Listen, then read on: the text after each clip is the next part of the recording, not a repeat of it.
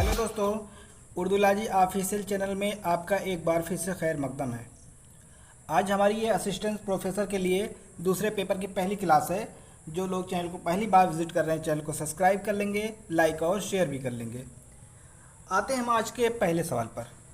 पहला सवाल है, खां साहब के खाका निगार कौन है? यानी खां साहब के नाम से खाका किसने लिखा है? तो इसका सही जवाब हो जाएगा मुश्ताक अहमद यूसुफ़ी। मुश्ताक अहमद यूसुफ़ी जो है ये मज़ाह निगार के लिए मशहूर है हालांकि, लेकिन इन्होंने खाके भी लिखे हैं। ठीक है। और चिराग तले, खाकिम बदहम, ज़र गुज़िश्त, ये सब इनकी मज़ाहिया तसनीफ़ें हैं। ठीक। तो खान साहब के नाम से किसने लिखा है? मुश्ताक अहमद यूसुफ़ी ने।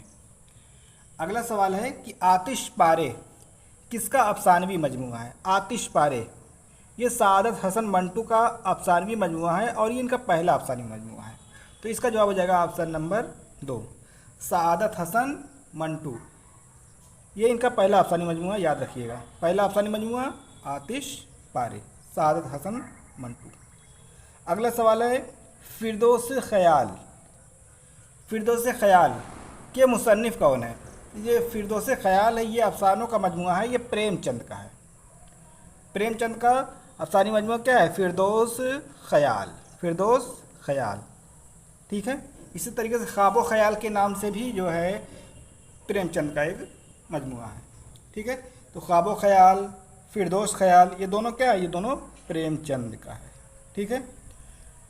इसके अलावा एक फिरदौस बरी नाम से मिलता जुलता है, अभी आगे आ जाएगा, इसके बारे में बातचीत हो जाएगी। तो फिरदौस ख़याल किसका है? प्रेमचंद। इनका असल नाम क्या था? प्रेमचंद का असल नाम था धनपत राय, और इनका जो कलमी नाम है, पेन नेम, वो है प्रेमचंद। और जो प्रेमचंद नाम रखा था वो मुंशी दया नारायण निगम ने रखा था। रिसाला ज़माना एक निकलता था कानपुर से, उसके एडिटर थे मुंशी दया नारायण निगम, और वो प्रेमचंद के दोस्त थे, तो उन्होंने ही उनका नाम रखा था।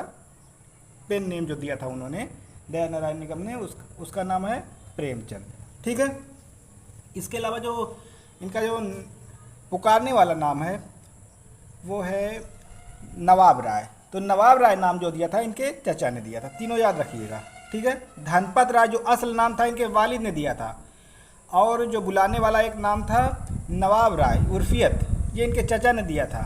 और जो कलमी नाम है प्रेमचंद, वो रिसाला ज़माना के एडिटर दया नारायण निगम ने दिया था। ठीक है।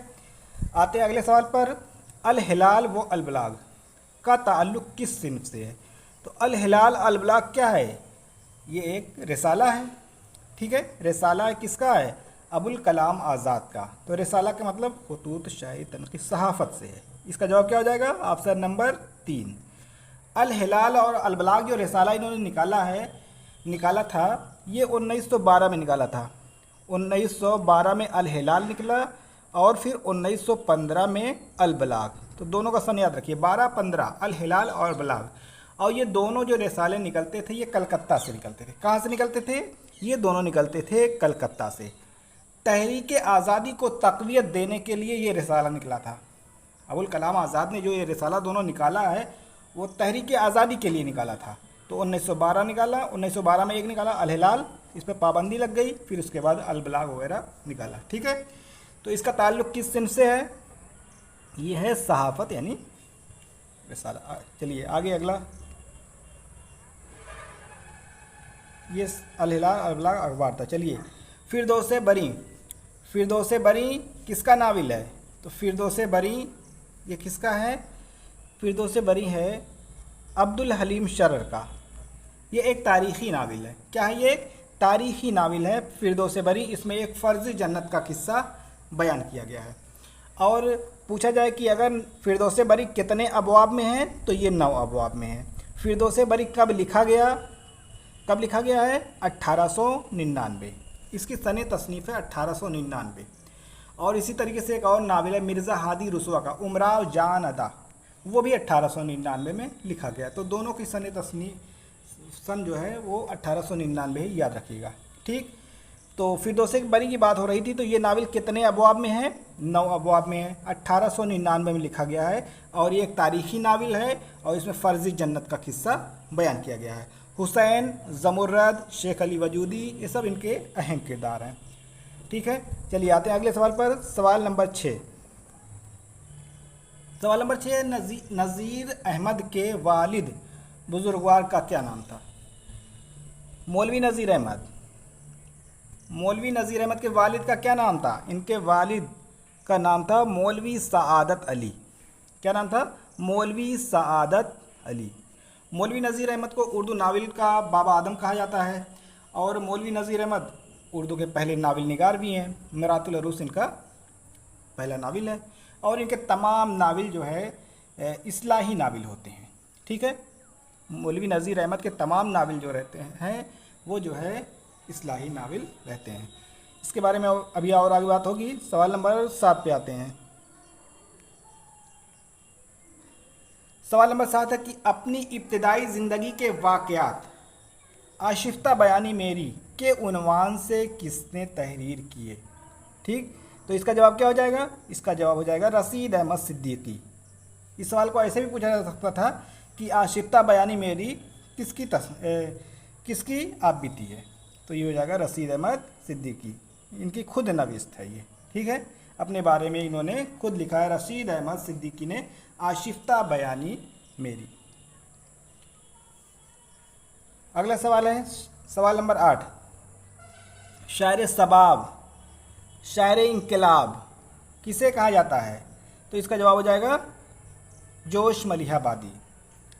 शायर सबाब, शायर इनकलाब, शायर फितरत भी कहा जाता है इनको, शायर फितरत भी कहा जाता है और जो है इनको लफ्ज़ों का बादशाह भी कहा जाता है। ठीक है, जोश मलिहाबादी को लफ्ज़ों का बादशाह, शायर फितरत, शायर इनकलाब, शायर सबाब, शायर आज़म भी कहा जाता है। ठीक, तो ये पांचों याद रखिएगा, जोश मलिहाबादी को कहा जाता है। जोश मलिहाबादी का असल नाम था शब्बीर हसन खान। शब्बीर हसन खान नाम था, शुरू में इनका तखल्लुस था शब्बीर, बाद में इन्होंने अपना तखल्लुस कर लिया जोश। ठीक है, तो जोश मलिहाबादी। और इनकी खुद नविश्त का नाम है यादों की बारात। क्या नाम है? यादों की बारात इनकी खुद नविश्त है, 1972 में लिखी गई है और ये 5 हिस्सों पर मुश्तमिल है। चलिए आगे आते हैं अगले सवाल पर। सवाल नंबर 9। सवाल नंबर 9 है अफसानवी मजमूआ अंगारे के शाये हुआ, यानी ये अंगारे जो अफसानी मजमूआ ये कब शाये हुआ? तो आपको मालूम है कि अफसानवी मजमूआ अंगारे ये जो है इसमें 4 मुसन्निफीन के अफसाने थे। कितने मुसन्निफ थे? 4 मुसन्निफों ने मिलकर लिखे हैं 10 अफसाने। 4 मुसन्निफीन के 10 अफसाने थे और इसमें जो नाम है, एक नाम है सज्जाद ज़हीर का, सज्जाद ज़हीर एक नाम हो गया, और एक हो गए रशीद जहाँ, फिर एक हो गए अहमद अली और फिर हो गए एक महमूदुल ज़फ़र। ठीक है, तो ये जो पहला सज्जाद ज़हीर है इन्होंने 5 अफसाने लिखे हैं, यानी इनके 5 हैं और अहमद अली के 2, इनकी बीवी रशीद जहाँ के 2 और एक महमूदुल ज़फ़र के, तो कुल टोटल मिला के कितने हो गए? 10। ठीक है, 5 2 7 2 9 1 10। तो इस तरीके से है। तो अगर पूछा जाए कि अफसानवी मजमूआ अंगारे किसने लिखा, तो सबसे ज़्यादा जिसका है वही सज्जाद ज़हीर। लेकिन आपको ये बात मालूम रहनी चाहिए कि इसमें कुल जो है 4 मुसन्निफीन के अफसाने शामिल हैं और कुल कितने अफसाने शामिल हैं? 10। जब ये अफसानी मजमूआ छपा तो अंग्रेज़ों ने इस पर पाबंदी लगा दी, इसकी सारी कापियाँ ज़ब्त कर ली। ठीक है, सारी कापियाँ ज़ब्त कर ली। लेकिन जो है ये पूछा कि सने तसनीफ़ क्या है। ठीक है, तो इसकी सही जो तसनीफ़ है वो 1932 है, लेकिन जो ऑप्शन में नहीं है। इसकी सही तसनीफ़ क्या है? 1932 होनी चाहिए। तो 1932 के अगर करीबी के हिसाब से देखेंगे तो इसका आप 1932 ही याद कर रही है। ठीक है, हालांकि यही माना गया है, लेकिन फ़िलहाल जो है आप 1932 याद रखिए। इसका जो सने तसनीफ़ है 1932 ही है, टाइपिंग मिस्टेक हो गई होगी। चलिए आगे आते हैं अगले सवाल पर। नज़ीर अहमद ने कुल कितने नावलें लिखी हैं? नज़ीर अहमद, मौलवी नज़ीर अहमद, इनके जो नावल हैं वो कुल कितने नावल लिखे हैं? अरे सबसे पहला नावल मिरातुल उरूस, बनातुन्नास, तौबतुन नसूह, इब्नुल वक्त, रुया सादिका और फसाने मुब्तला करके है, एक है अयामा के नाम से। इस तरीके से कुल मिला करके इनके 7 नाविल है। कितने नाविल? 7। इन्होंने कुल कितने नाविल लिखे हैं? 7। मौलवी नज़ीर अहमद ने कुल कितने नाविल? 7 नाविल लिखे हैं। और इनके तमाम नाविल इस्लाही नाविल होते हैं। ठीक है, उससे कुछ ना कुछ सीख मिलती है हमें। ये एक मुआशरे की इस्लाह के लिए ये नाविल लिखते हैं। और मौलवी नज़ीर अहमद ने सबसे पहले तालीम निस्वां को मौजू बनाया था, यानी निस्वानी औरतों से मुताल्लिक, औरतों के हुकूक, औरतों को कैसे रहना चाहिए, रहन सहन, ये सारी चीज़ें उन्होंने सबसे पहले उसका मौजू बनाया है। तो ये मौलवी नज़ीर अहमद है। ठीक है, तो कितने नाविल लिखे हैं? कुल 7 नाविल लिखे हैं। चलिए आगे देखिए। उर्दू लिटरेचर के अनासिर खमसा के मजमून निगार हैं कौन? यानी इस नाम से किसने मजमून लिखा? तो मेहदी अफ़ादी। किसने लिखा है? मेहदी अफ़ादी। इसमें इन्होंने जो है उर्दू लिटरेचर के 5 खमसा बताए हैं मेहदी अफ़ादी ने। एक बताया सर सैयद को, हाली, शिबली, नज़ीर, आज़ाद। इस तरीके से टोटल मिलाकर कितने हो गए? 5। मुखम्मस खमसा, खमसा कितने हो गए? 5। तो उर्दू लिटरेचर के अनासिर खमसा के नाम से मजमून किसने लिखा है? मेहदी अफ़ादी ने।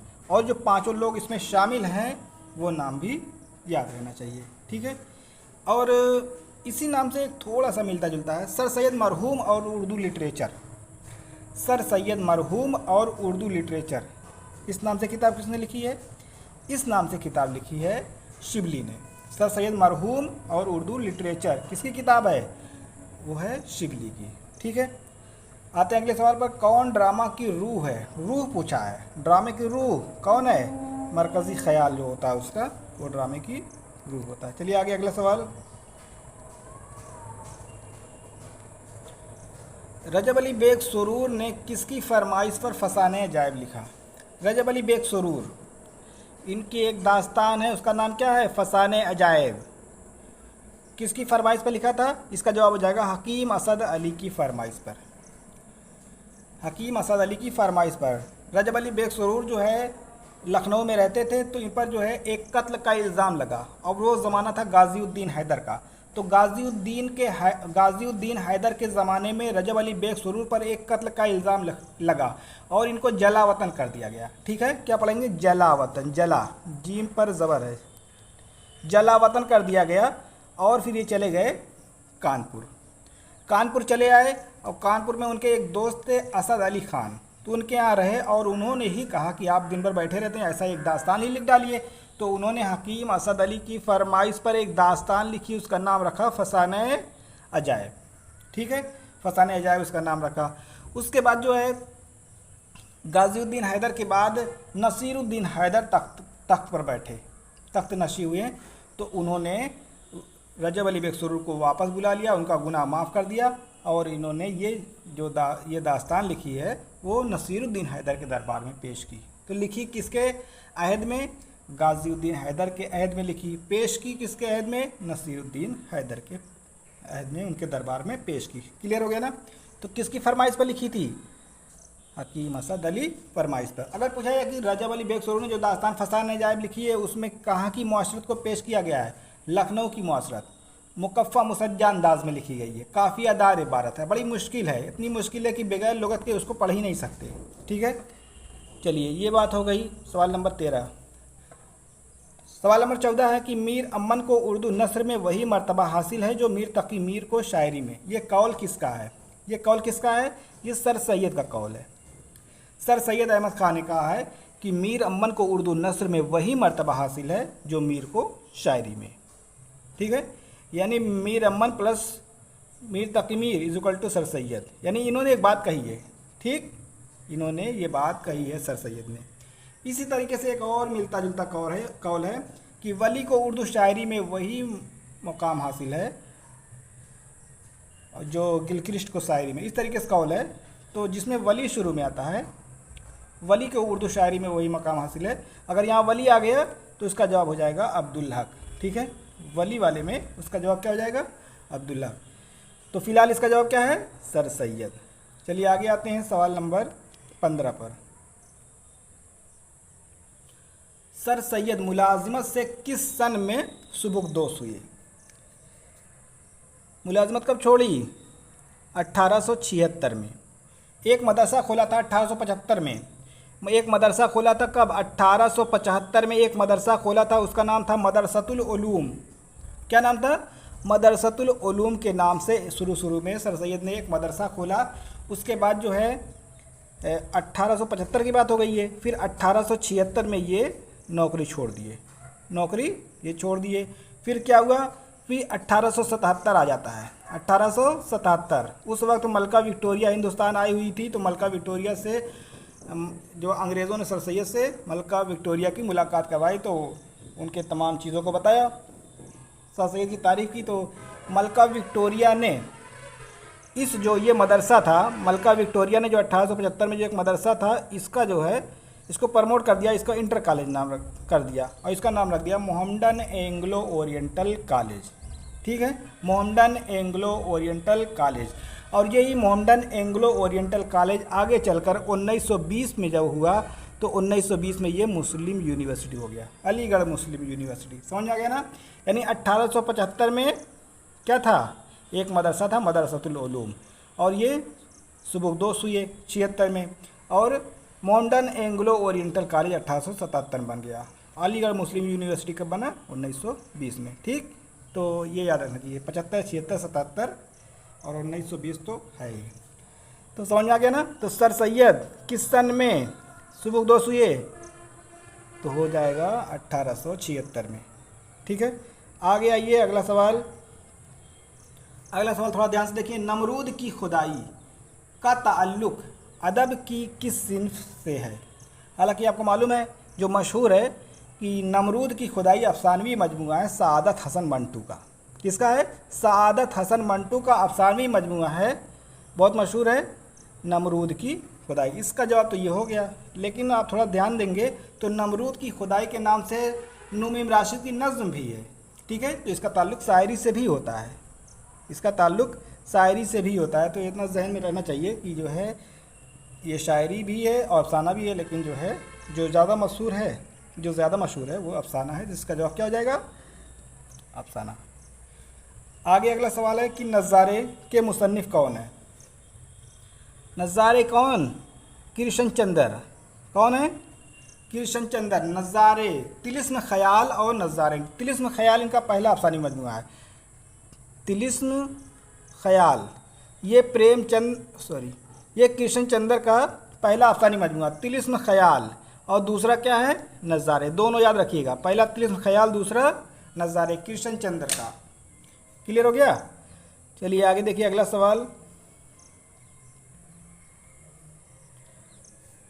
मेहता और मालती किस नावल के किरदार हैं? प्रोफेसर मेहता, मिस मालती, ये सब किसके हैं? मिस मालती डॉक्टराइन रहती है, डॉक्टरनी, तो ये हो जाएगा गौदान का किरदार है।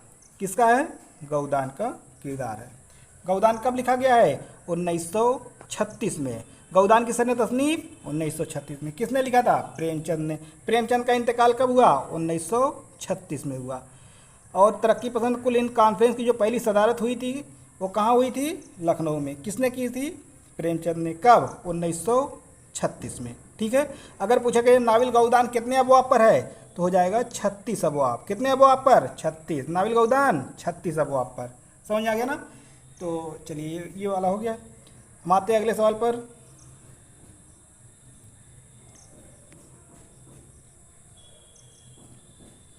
सवाल नंबर 19 है कि कौन उर्दू की तबाजात दास्तान है? तबाजात के माने क्या होता है? यानी खुद लिखी हुई, कहीं से तर्जुमा नहीं की हुई है, खुद अपने जहन से दिमाग से लिखी हुई है, तर्जुमा वगैरह नहीं की हुई है।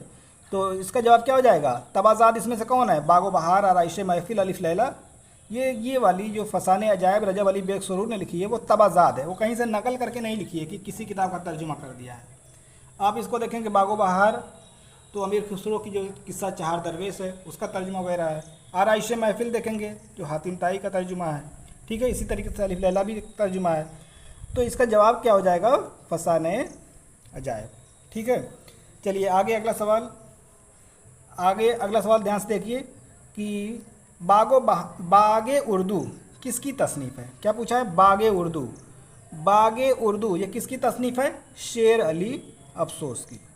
शेर अली अफसोस का ताल्लुक़ किस कॉलेज से है? Fort William college. हालांकि इसमें जितने मुसन्निफ़ हैं, मीर अमन को ले लीजिए, मीर कासिम अली जवान, हैदर बख्श हैदरी, शेर अली अफसोस, सबका ताल्लुक़ फोर्ट विलियम कॉलेज से है। ठीक, तो बागे उर्दू किसकी तसनीफ़ है? शेर अली अफसोस की। और फोर्ट विलियम कॉलेज में जितने मुसन्निफ़ हैं उनकी कोई किताब तबाजात नहीं है, सब ने जो है जो भी किताबें लिखी है सब तर्जुमा, क्योंकि वहाँ तर्जुमा करने के लिए ही खोला गया था वो। ठीक है, तो एक चीज़ ये है। और यहाँ ध्यान से देखिए कि ये जो बागे उर्दू है, शेख सादी की दो किताब आपको बहुत मशहूर होगी, आप जानते हैं पहले से, कि गुलिस्तां बोस्तां किसकी किताब है? शेख सादी की किताब है। तो शेख सादी की किताब गुलिस्तान सादी, जब बोस्तान सादी कहिए या गुलिस्तान सादी कहिए दोनों अलग अलग है, उसमें सादी जोड़ा जाता है, पूरा नाम ऐसे ही है गुलिस्तान सादी, बोस्तान सादी, लेकिन शॉर्टकट में गुलिस्तां बोस्तां कहा जाता है। ठीक है, तो शेख सादी की किताब गुलिस्तान सादी का तर्जुमा बागे उर्दू के नाम से हुआ। ठीक, बागे उर्दू के नाम से हुआ, और किसने किया था? शेर अली अफसोस। शेख सादी की गुलिस्तान सादी का तर्जुमा बागे उर्दू के नाम से किसने किया है? मीर शेर अली अफसोस ने। ठीक है, एक बात तो हो गई, इसका जवाब ही हो गया। अगर पूछा जाए कि बागे उर्दू को मुरत्तब किसने किया है, बागे उर्दू को किसने मुरत्तब किया है, तो इसका जवाब क्या हो जाएगा? इम्तियाज़ अली अरशी। इम्तियाज़ अली अरशी इस बागे उर्दू को उन्होंने तरतीब दिया है, मुरत्तब किया है। क्लियर हो गया? चलिए आते हैं अगले सवाल पर। दिल्ली उर्दू अखबार के एडिटर थे, दिल्ली उर्दू अखबार पूछा है। ठीक है, दिल्ली, तो इसका कौन हो जाएगा? इसका जवाब हो जाएगा मोहम्मद बाकिर। बाकर नहीं होगा, बाकिर होगा। सही नाम जो है बाकिर है, मोहम्मद बाकिर। ठीक है, आम तरीके से जो गलतुल उलूम की वजह से राइज हो गया है वो मोहम्मद बाकर वगैरह कहा जाता है, बाकर अली या इस तरीके से नाम रख देते हैं, लेकिन जो असल नाम है, क्योंकि बाकर अरबी ज़बान का लफ्ज़ है और बाकिर अरबी ज़बान का लफ्ज़ है, और सही तलफ़्फ़ुज़ इसका बाकिर ही है। ठीक है, लेकिन आम तरीके से लोग बाकर कहते हैं। तो दिल्ली उर्दू अखबार के एडिटर कौन थे? मोहम्मद बाकिर। और मोहम्मद बाकिर के बेटे थे कौन? मोहम्मद हुसैन आज़ाद। तो मोहम्मद बाकिर को जो है 1857 की गदर के दौरान तोप के सामने उड़ा दिया गया था, अंग्रेज़ों ने उड़ा दिया था। इन पर बगावत का इल्ज़ाम लगा, उसके बाद इनको जो है तोप के सामने रख करके उड़ा दिया गया। ठीक है, और ये उर्दू के पहले शहीद सहाफ़ी भी हैं। अगर पूछा जाए कि उर्दू के पहले शहीद सहाफ़ी कौन है, तो हो जाएंगे मोहम्मद बाकिर। जब इनको जो है तोप के सामने दहाने पर रख करके उड़ा दिया गया, उसके बाद क्या हुआ? इनके बेटे मोहम्मद हुसैन आज़ाद को भी ढूंढा जा रहा था, वो कहाँ गए? तो मोहम्मद हुसैन आज़ाद अपने उस्ताद ज़ौक़ का दीवान लेकर के उसके बाद घर बार छोड़ करके वो भाग गए, और जा करके वो रुके वहाँ पे लाहौर में, जहाँ अंजुमन पंजाब वगैरह उन्होंने बाद में कायम की थी। ठीक है ना, तो जब मोहम्मद हुसैन आज़ाद घर से निकले थे तो वो कुछ नहीं लिए थे, रुपया पैसा और जो भी घर के सामान है वो कुछ नहीं लिए, वो सिर्फ अपने उस्ताद ज़ौक़ का दीवान दबा करके जो है वो घर से निकल पड़े और भागते भागते इधर उधर होते हुए लाहौर पहुँचे। ठीक है ना, तो ये हो गया मोहम्मद बाकिर, इसका जवाब हो जाएगा।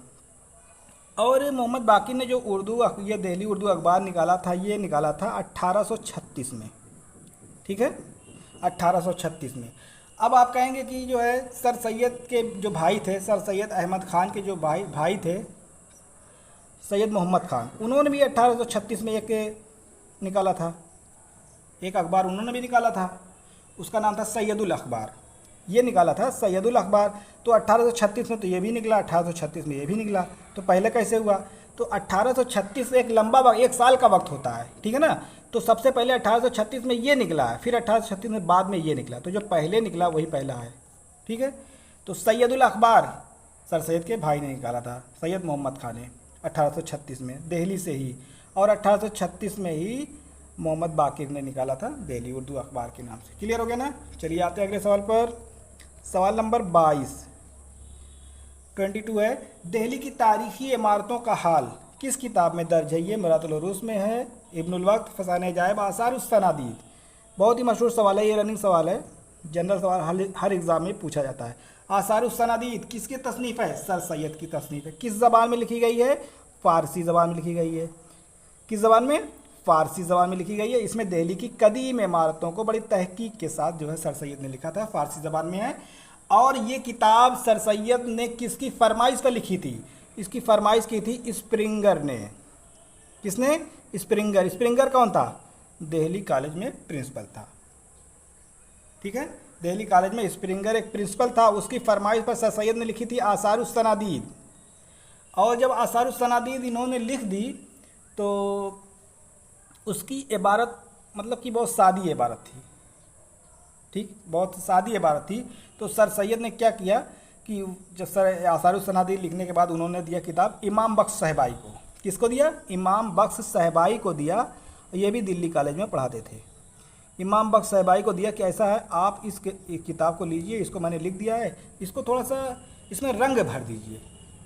ठीक है, इसको मुकफ़ा मुसज्जा अंदाज में, यानी जो लफ्ज़ों, मैंने पूरी बात लिख दी है लेकिन यहाँ जो कोई गलती हो या लफ्ज़ों आगे पीछे कुछ हो गया हो और मुकफ़ा मुसज्जा अंदाज में उसमें रंग भर दो।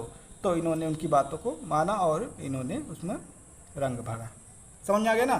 तो अगर पूछा जाए, इसको इस हिसाब से पूछा जा सकता है और पूछा गया है किसी एग्ज़ाम में कि सर सैयद ने आसारुस सनादीद की इबारत किससे रंगीन करवाई थी?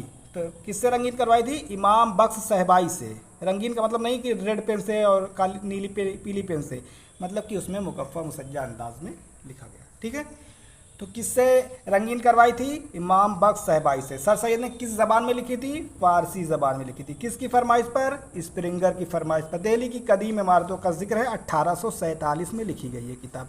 कब लिखी गई? 1847 में ये किताब लिखी गई। क्लियर हो गया? एक चीज़ और बता दें कि जो इमाम बख्श साहबाई थे, इमाम बख्श साहबाई दिल्ली कॉलेज में ये फ़ारसी पढ़ाते थे, फ़ारसी के उस्ताद थे। इन पर भी बगावत का इल्ज़ाम लगा और इनको भी फांसी पर चढ़ा दिया गया था। ठीक है ना? इनको क्या किया गया था? फांसी पर चढ़ाया गया था इमाम बख्श साहबाई को। और जो मोहम्मद हुसैन आज़ाद के वालिद मोहम्मद बाकिर थे, उनको भी तोप के दहाने पर रख करके मारा गया था। क्लियर हो गया ना?